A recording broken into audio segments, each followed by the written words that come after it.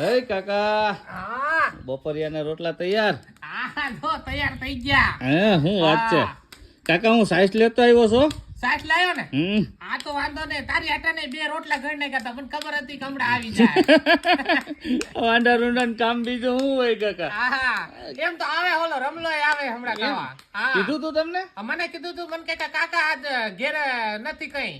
મને કે માં ગયા વાડીએ, તો મેં કીધું મારી ના આવતો રહી જાય. શું વાત છે? હા ત્યાં હું ટસેડી જોડો. આ કુતરા હાટન દે રપ.